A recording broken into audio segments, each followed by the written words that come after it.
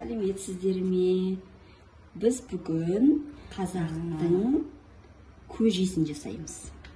Яғни көже дегенде суық көже емес, ол перловка күріштен жасалынатын. Кәдімгідей нан салма салынатын көже. Қазір майы қызады. Өзіміздің қазан. Яғни бұл сонау мамам бір ғасыр болған қазан десек болады. Осы қазанға әдемі қылып жасасам деп тұрмын. Қазір май қызғанда біз ет саламыз. Енді ет қуырылып жатқан. Енді ет қуырылып болғанша біз оған нан елейміз. Нанда, яғни жоғарғы сұрып ұн, оған 2 жұмыртқа жардым және тұзды су. Кәдімгідей қалай елейміз, дәл солай елей береміз. Үстінен сарымсағын саламыз.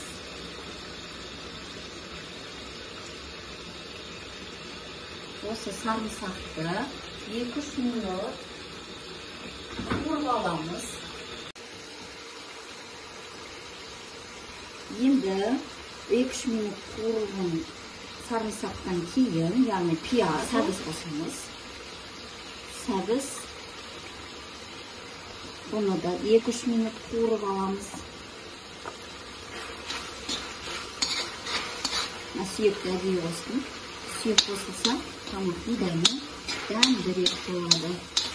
Сүйектің сөлі шығады. Сәл араластырып жібереміз, күтеміз.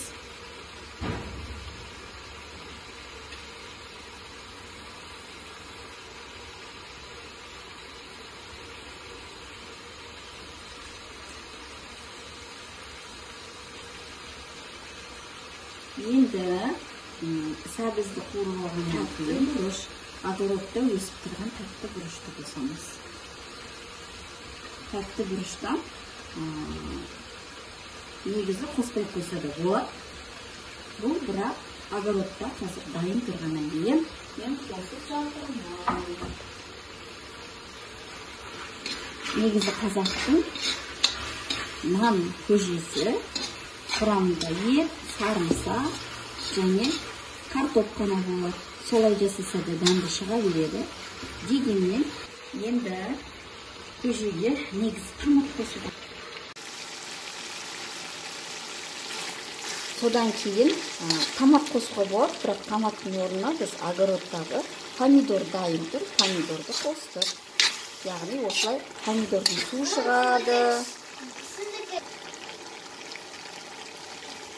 Яғни помидордың кішкене суы шығады, сол суы тартылғанша қуырамыз. Және негізі картошканы су қайнағанда салуға болады. Немесе бүгіннен картошканы қуырайын деп тұрмын. Өйткені қуырған сайын бұл тамақтың дәмі кіреді. Негізі картошканы қуырмай қойса да болады. Су құйып, суына салып пісірсе де болады. Бірақ мен қуырылған түрін жақсы көретін болғандықтан қуырайын деп тұрмын.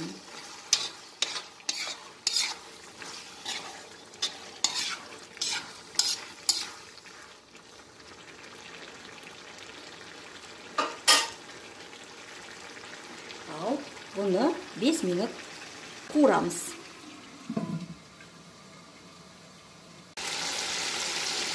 Мәне 5 минут қуырылып болды. Енді қуырылғаннан кейін суық су құямыз.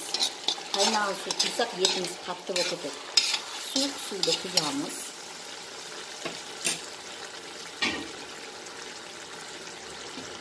Біз көп жасап отырмыз, сондықтан да бір шәугім суды құямыз.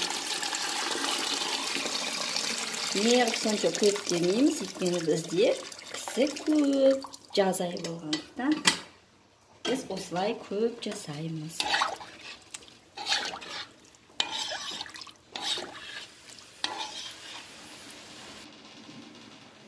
Міне дәл осылай жайып, осылай ұнмен орап, енді кесеміз.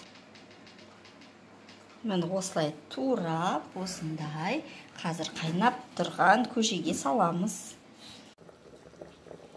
Ал енді міне суын құйдық, ол қайнады, бәрі пісті. Міне картошкасы қалай жұмсақ езіліп тұрып пысады. Одан кейін біз оған саламыз. Жайма қолдан жасалынды. Жаңа өздеріңіз көріп тұрғандай. Осы жайманы салғаннан кейін бір бұрқ етіп бетіне шықса, болды.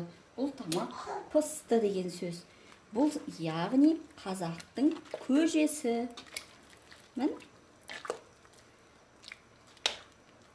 жайма бұрқ етіп бетіне шыққанда, бұл пысты деген сөз. Мін дәл осындай көже. Астарыңыз дәмді болсын.